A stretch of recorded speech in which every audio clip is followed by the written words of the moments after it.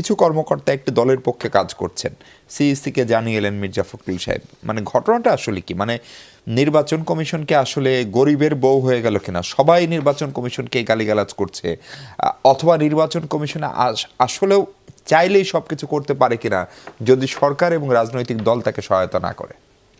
ধন্যবাদ আপনাকে। যারা শুনছেন আমার শুভেচ্ছা অভিনন্দন, আমার সহ আলোচক বৃন্দকে শুভেচ্ছা। যে কথাটা আজকে উঠছে, প্রথমে আমি যদি বলি আমাদের চেয়ারম্যান জনাব তারেক রহমান সাহেবকে নিয়ে যে কথাটা উঠছে, আপনারা জানেন উনি 17 বছর দেশে আসতে পারেন নাই। উনি কিছুদিন আগে, বেশি কিছুদিন আগে না, মাত্র কয়েকটা দিন আগে উনি আসার 25 এক সপ্তাহ আগে উনি বলেছিলেন যে এটা আমার একার উপর ডিপেন্ড করে না। তারপরে পরেই আপনি খেয়াল করেন স্বরাষ্ট্র উপদেষ্টার সাথে সাথেই বলছে ওনার আসতে কোনো বাধা নেই। হ্যাঁ, এটা তো স্বরাষ্ট্র উপদেষ্টার বলার কথা না। তো তারপরে পরেই সরকারের দিক থেকে বলছে আমরা চেষ্টা করব তাকে, তার যে জীবন নাশের যে সম্ভাবনা, এবং এই যে লাস্ট যেটা বগুড়া যাওয়ার ব্যাপারটা যে তাকে বন্ধ করা হলো, এখানে কিন্তু জীবন নাশের একটা সম্ভাবনা ছিল। তো একজন মানুষকে রাষ্ট্র তার নিরাপত্তা দিবে, এটাই স্বাভাবিক। এবং সেই মানুষটা যদি এরকম একটা দলের প্রধান হয়, যদি একটা বড় দলের প্রধান হয় এবং রাষ্ট্রের এই মুমূর্ষু সময়ে, শুধু তাই না, বড় দলের প্রধান হিসেবে না, এই গণঅভ্যুত্থানে যে দলটার সবচেয়ে বেশি অবদান, আপনার তাওয়াটা গরম থাকতে হবে, সঙ্গে সঙ্গে সবখানে লক্ষ লক্ষ তরুণ যুবক বৃদ্ধ সমস্ত বাংলাদেশে এটাকে পাহারা দিয়েছে। তাওয়াটা গরম ছিল বলে আমাদের ছাত্রদেরকে আমরা অস্বীকার করি না, তারা সামনের ভাগে থেকে তারা করেছে। এবং আমাদের যা ছেলেরা নিজেদের নেমপ্লেটগুলো খুলে দিয়ে তাদের সাথে মিশে গেছে, এটা তো এখানে অস্বীকার করার না। এবং সবচেয়ে যে সাফার করেছে, সবচেয়ে যার বেশি শহীদ হয়েছে তার নাম, সেই দলের নাম বিএনপি। সবচেয়ে যার আহত বেশি হয়েছে সেই দলের নাম বিএনপি। সবচেয়ে যার আপনার অঙ্গ প্রত্যঙ্গ নষ্ট হয়েছে তার নাম বিএনপি। এই যে দলটা এতটা স্যাক্রিফাইস করলো, সেই দলের প্রধান যে কিনা 17 বছর 17.5 বছর দেশে আসতে পারেন নাই, তাকে অনেক রকম নির্যাতনের প্রেক্ষিতে দেশ ছাড়তে বাধ্য করা হয়েছিল, এবং ফ্যাসিস্ট থাকা অবস্থায় তো কল্পনাই করা যায় নাই। সেই মানুষটা আসছে সরকারের জায়গা থেকে। সরকারের তো নিজস্ব কোনো দল নাই। বিএনপি, যদি আমি বলবো না বিএনপি অনেক কিছু, বিএনপি কিছুই করতে পারে না। বিএনপির লোক মারা যায় তাও বিএনপি কিছু করতে পারে না। তো সেই জায়গায় সরকার তো জানে বিএনপি চাইলে কি করতে পারে আর কি করতে পারে না। সরকারের জায়গা থেকে যে সরকারটা অনির্বাচিত এবং যে সরকারটা অরাজনৈতিক, আপনি যতই আমি কিংস পার্টি বলি না কেন, তারা এখনও সেই মেরুদণ্ড সোজা করে দাঁড়ানোর মতো সময়ও হয় নাই, সুযোগও হয় নাই। তাদের মানুষ কতজন আমরাও জানি, আপনারাও জানেন।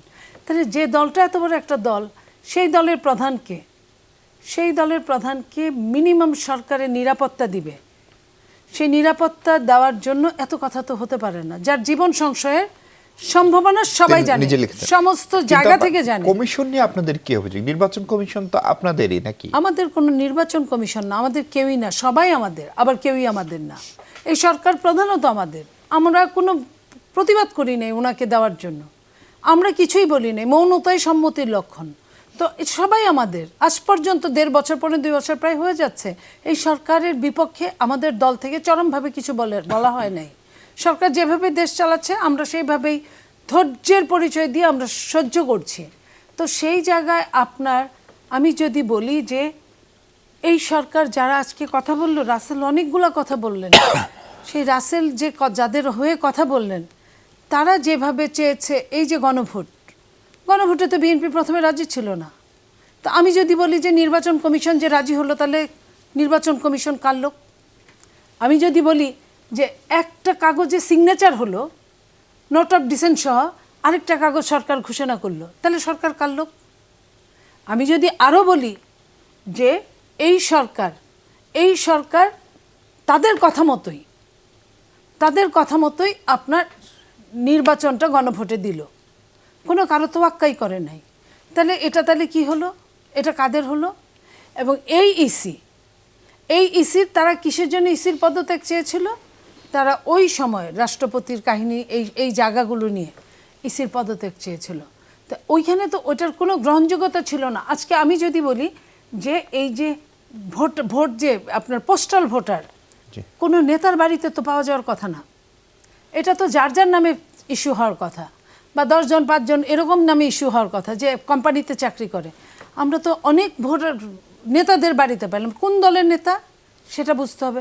তাহলে আপনার এইখানে ইসি কার হয়ে কাজ করছে? এই পোস্টাল ভোট তো আপনার আমার মাধ্যমে যাওয়ার কথা না, এটা ইসির মাধ্যমে যাওয়ার কথা। তাহলে এটার পরে আপনার কার মাধ্যমে কাজ করছে? মহাসচিব যে কমপ্লেইনটা করেছে যে ভোটার নাম্বার, এনআইডি নাম্বার চাচ্ছে, বিকাশ নাম্বার চাচ্ছে, এই চাচ্ছে, তাহলে এটা কি মহাসচিব করার পরে ইসি থেকে কয়জনের নামে এই সমন জারি হয়েছে যে এটা কেন করা হলো?